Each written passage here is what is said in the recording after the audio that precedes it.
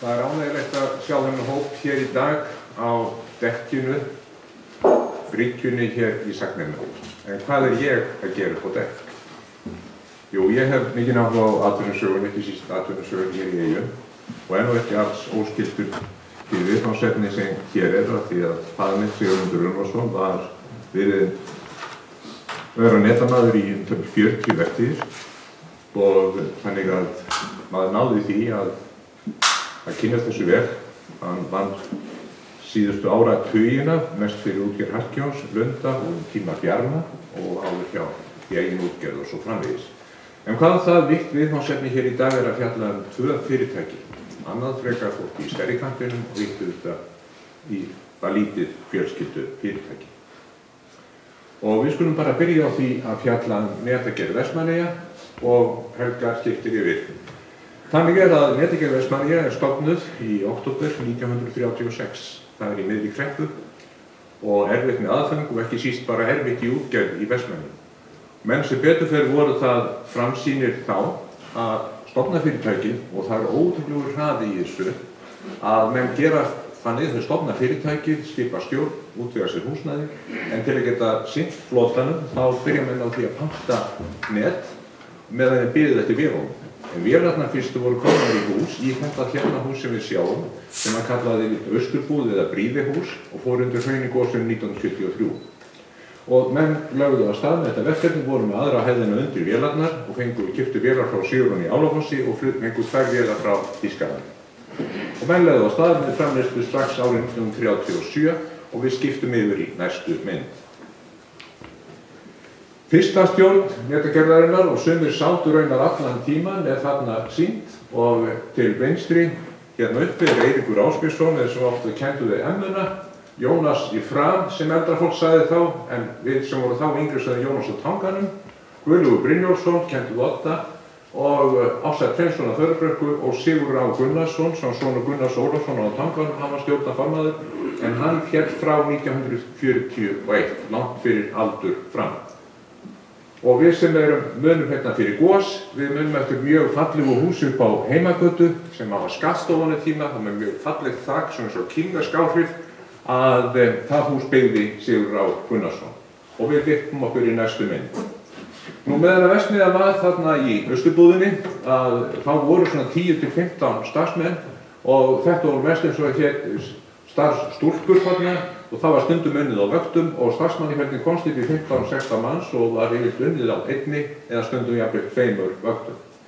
En menn horfðu nú til lengri framtíðar en menn sá ekki fyrir það sem gerðist strax árið eftir, þar að segja það skall á heimsstyrjöld.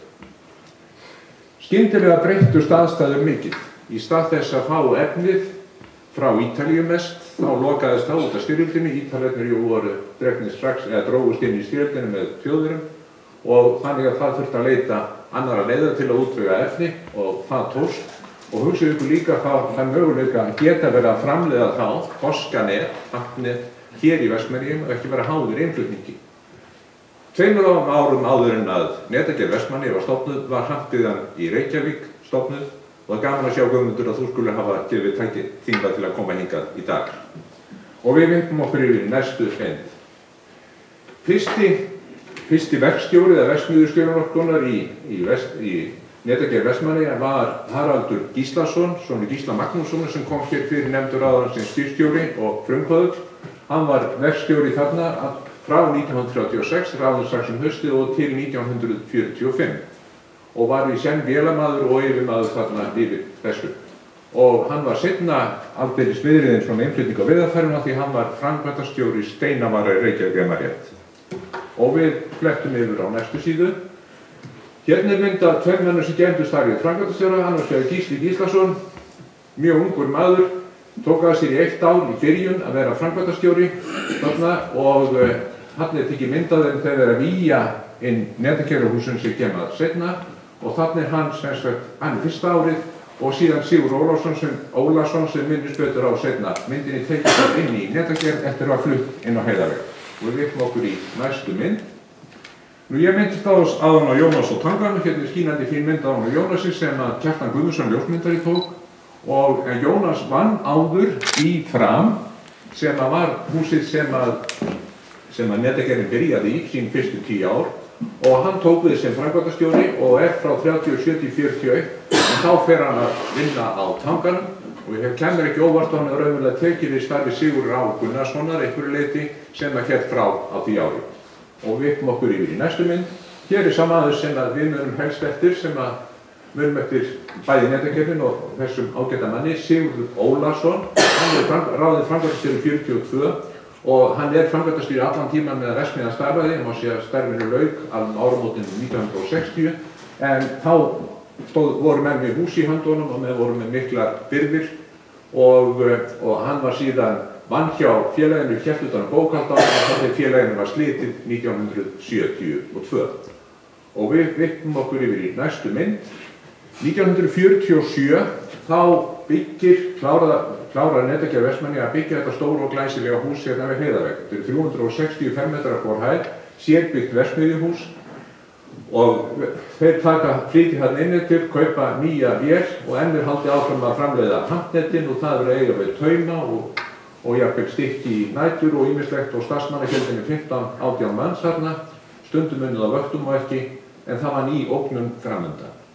Og sú ógnun fólst í því að upp á 1951 þá byrja Nylonet að ryðja sér til rúms, fyrst rólegra en menn voru hér að framleiða handnet og þá voru 50 útvegsmenn sem stofnuðu Netagerðina og þeir reyndu nú að halda tryggð við og Netagerðarmenn reyndu að bregðast við, höfðu ekki möguleika á því að kaupa nýja vél til að eiga við Nylonið, þannig að þau verið að nota þeir vélar sem fyrir voru eða þá vél sem fyrir var, sem var svo sem ekki mjög gömul vél og 1953 tekin ákvörðun það að fara að framleiða Nylonet.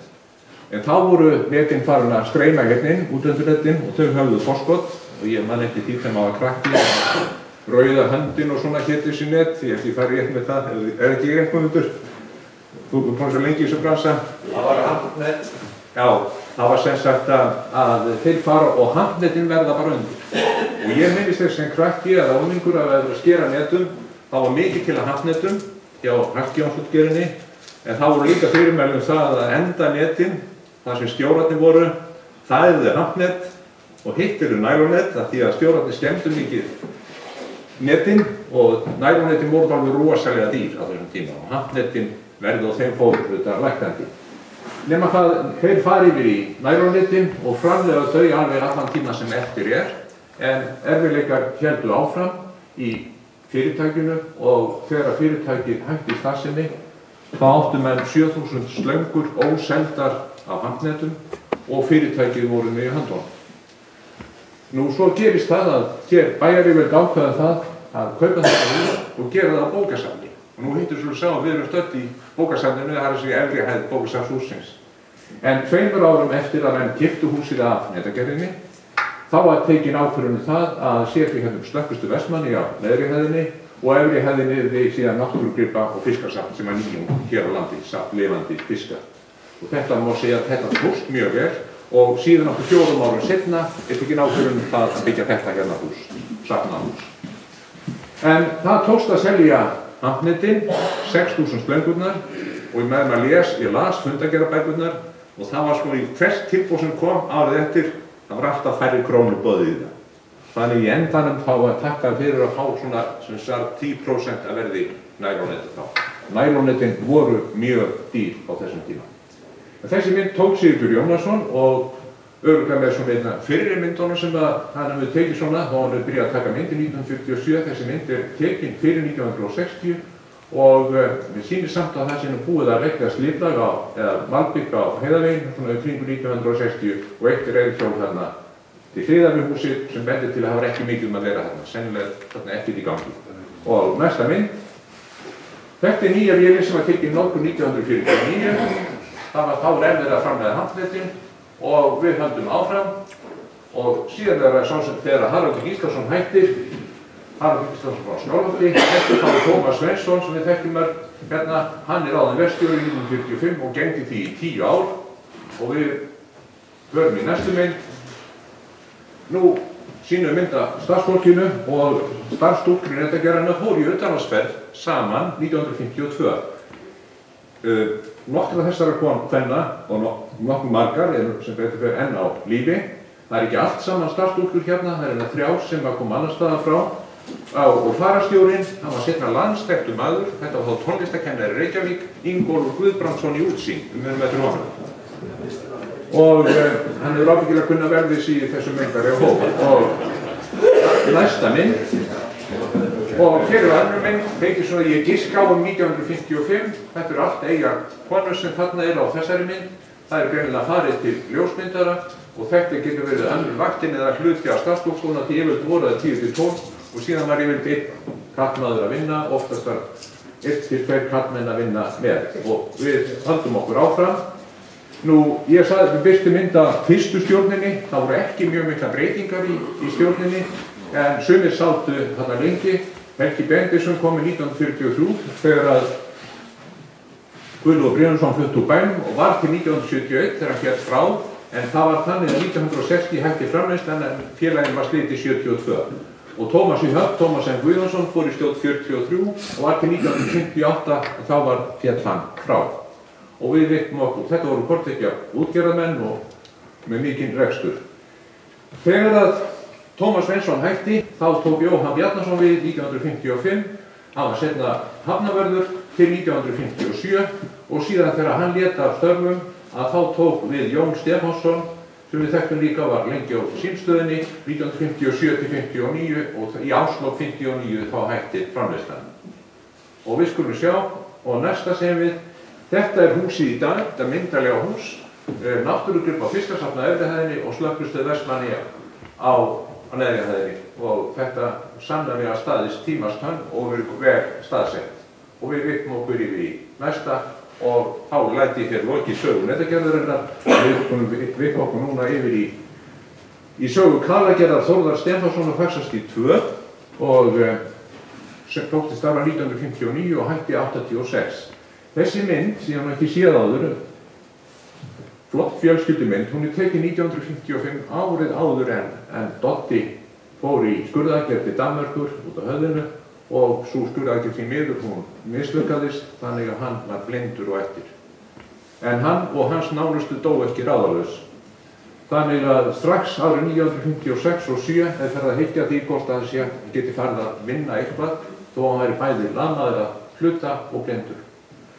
Myndin sem er tekin þarna og þetta eru sem sagt stelpurnar tvær þó annar þeirra býr í næsta húsi og annar bjó nokkru neðar því ég þurfti smá tíma átt að með hvorar hvað en þetta er rétt svona, það er Dotti sjálfur sem var skipstjóri á þessum tíma á Björgvin var til 72 og svo Hanna og hann og svo Ingibjörg Haraldsdóttir eiginkona hans og móðir þeirra. Og við vittum okkur yfir í næstu mynd.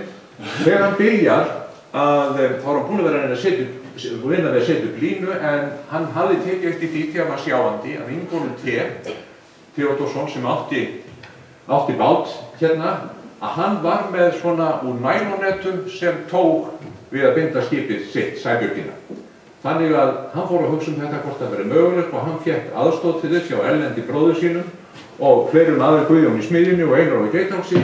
Þeir aðstóða við þeirinn að horfa lengra fram í tíman en fyrst til að byrja með þá var hann með P70 bíl, plastbíl sem var undanfarið trapand og það var snúið upp á þetta inn í bílnum og þarna eru þeir að því og sjáðu við bryggjugólfið hérna, það er svipan út í hérna og þetta er inn í Friðarhöfn og þarna eru þekktir menn að fylgjast með fyrstu skrefunum í þessu að nota tæknina sem að breytti seinna, það er Eymundur Þórarinsson hafnavörður seinna, Guðmundur Ásgeirsson í Sjóvist, Stefán Erlendsson, faðir þeirra bræðra og Ólafur Ingibergsson í Hjálmholti og myndin er tekin að í giska 1960–61 og við skulum upp okkur í næstu mynd. Þarna eru þeir bræður og þarna er búið að koma upp vélbúnaðinum og þarna sjáum við það og hann var betur en enginn að Elli bróðir hans að koma þessu af stað og fékk út aðstóð tæknimanna líka og þarna er þetta tekið 1982 og Sigurbjörn Jónasson tók þessa mynd og við skulum hérna på Faxastíg 2 og við komum fyrir næstu mynd og hérna er aftur, hérna sjáum við vélbúnaðinn hjá þeim, hérna er þetta komið á tromlu, framleiðslan og hún var seld víða land og verksmiðjan starfaði alveg til 86 en hér eftir gos var miklu minna sog í höfninu, það reyndi minna kannski að það verið notað hérna þessi tók sem voru mjög sterk, mikið sett í Þórðarssonar og víða land tíma. Og við flettum við næstu mynd og við taka þessa mynd núna í vikunni, þau gáfu byggðarshafninu vélbúnaðinn Það sést nú ekki með pínlítið hlut á honum og það er hægt að koma þeim gangáttur ef áhuga er fyrir. En þetta eru 2 rúllur af framleiðslunni og þetta er í geymslu byggðasafnsins hérna Strandvegi 30. Þessi mynd er tekin 2. október. Og næsta mynd er þá ég til síðasta myndin. Já. Ok. Og ég bara þakka fyrir mig og ég líst vel á þetta hjá okkur hérna í dag og full þörf að standa fyrir þessu.